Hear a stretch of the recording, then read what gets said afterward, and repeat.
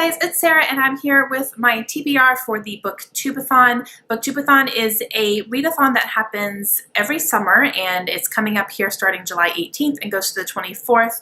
And there is a YouTube channel and a Twitter page just for BookTubeathon. It's hosted by Ariel Bassett. So I will go ahead and leave links down below to both the YouTube channel and the Twitter page, and it's a lot of fun and I'm super excited about it. So BookTubeathon starts on July 18th and goes to the 24th, so it's a full 7 days, and there are 7 different challenges for the BookTubeathon this year, and she just announced them, so I went ahead and put together my TBR pile for it. There are 7 challenges, like I said. I'm not going to be choosing books for every single one of them, and I'm going to double up a couple of them, and then a couple of them I'm actually not going to be following at all. But let me go ahead and tell you what all of them are first. The first challenge is to read a book with yellow on the cover. The second challenge is to only read a book after sunset. So you choose one book from your pile and you only read it at night. So the sun has to be down, it has to be dark, and you're only reading that one book at night. I think that's kind of a cool one. The third challenge is to read a book that you discovered because of BookTube. Challenge number 4 is to read a book by one of your favorite authors. Even if you've only read one book by them, but you definitely know that you want to read more, pick that author and read another book. Challenge number 5 is to read a book that is older than you. So whatever year you were born, you have to read a book that was published in a year before that year. Challenge number 6 is to read and watch a book-to-movie adaptation during the week. So you read a book that has been made into a movie, and then immediately after reading that book, you watch the movie adaptation as well. And challenge number 7 is always the same, and it's to read 7 books. So like I said, I'm not going to be using all of these challenges, but a few of them actually ended up working out for me, so that was nice. The first thing that I did was I looked at my currently reading shelf on Goodreads because I seem to always have like 4 or 5 on there. And it's because there's 2 books on there that I started and just haven't finished yet. There's an audiobook on there that I'm working my way through. There's Harry Potter, which I'm reading with my daughter, and it's going very slow, but you know, that's on there. I'm currently reading it. And then I have the one that I'm currently, like, anytime I pick up a book, that's what I'm picking up. So taking those books that are in my currently reading, I wanted to see if I could knock off at least 2 of them, and that is what this first one is. So the first book that I'm going to try to finish in the BookTubeathon is Inferno by Dan Brown. This is one that I picked up for a readathon earlier this year, and I got about 140 pages into it, and I haven't picked it up since. I don't know why, because I love Dan Brown. He's a wonderful author, and this is part of the Robert Langdon series, which I absolutely love. But something about this one is not completely grabbing me yet, and I think that's why maybe I got a little bit bored and I just put it down and haven't wanted to pick it back up. But I'm going to pick this one back up for the BookTubeathon. So this one I'm actually going to be listening to on audiobook. I've already put a hold on it through my library, so as soon as it comes in, I'm going to start listening to it from where I left off. And I think that's going to help me kind of push through it, and I'm sure that this book is going to get better. I have 100% confidence in that. I just need to get there. And I think using the audiobook is going to help me get there a lot faster. And I listen to audiobooks when I'm in the car or when I'm at the gym, and I will definitely be going to the gym during the week. So this is going to be what I'm concentrating on during that time. And this one is going to count for the challenge to read a book with yellow on the cover. There's yellow right here, and also yellow all over the back here as well, because it's like a sunset.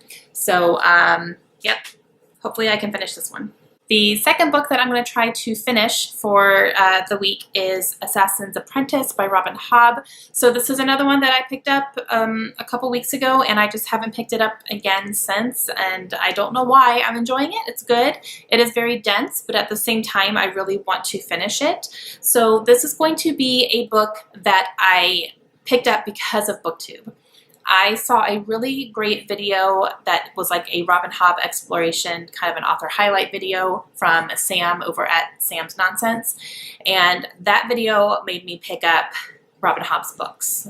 So I definitely heard about this through BookTube, and then it's also going to be the one that I read after sunset. So this is going to be one that I'm going to be reading every single night. That's when I get the bulk of my reading done, is after my girls are in bed. I get in bed and I sit and read, and I can usually read for like an hour or 2, as long as I can stay awake.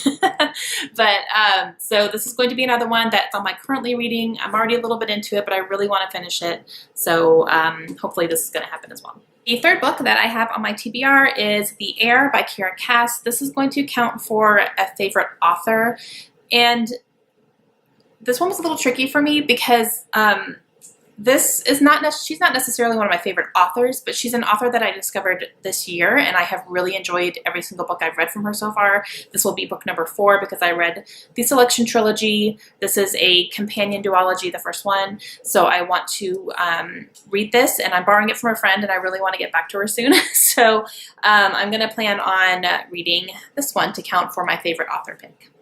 That is going to be my only picks for challenges. I do not plan to read and watch a movie adaptation, and I do not want to read a book that's older than me at this time, and there's no way I'm going to read 7 books. So I'm only going to be doing those 4 challenges to start with, but that's really good, and one of them is doubled up, but that's okay. I do have 3 more books on my list here because these are books that I really do want to get through this month. 2 of them are review books, and then one is just one that I personally have been wanting to read for a while, and I need to, and they're all pretty short. So I think along with what I'm already doing, I think that these are realistic. So the first one is called The War at Home. This is by Rachel Starnes. This is a nonfiction book about the wife of a Navy pilot, and he was an instructor at Top Gun, which, if you've seen the movie Top Gun, Tom Cruise is going through the kind of the Air War College that happens through the Navy. That's actually real. All that stuff actually happens. They have one for the Air Force too. My father was part of it.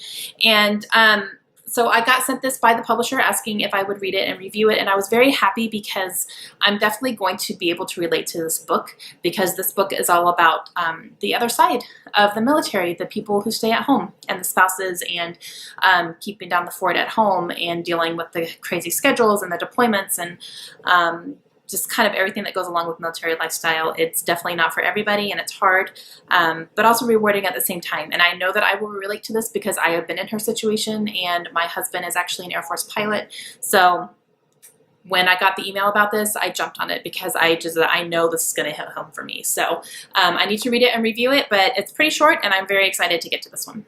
And the next one that I have is another nonfiction, and it's short, and it's one I need to do for review as well, and that is Land of Enchantment by Lee Stein. This is a book about Lee, who was documenting her experience in an abusive relationship, and I believe it starts out in New Mexico, which is where I currently live, so I thought that was kind of cool.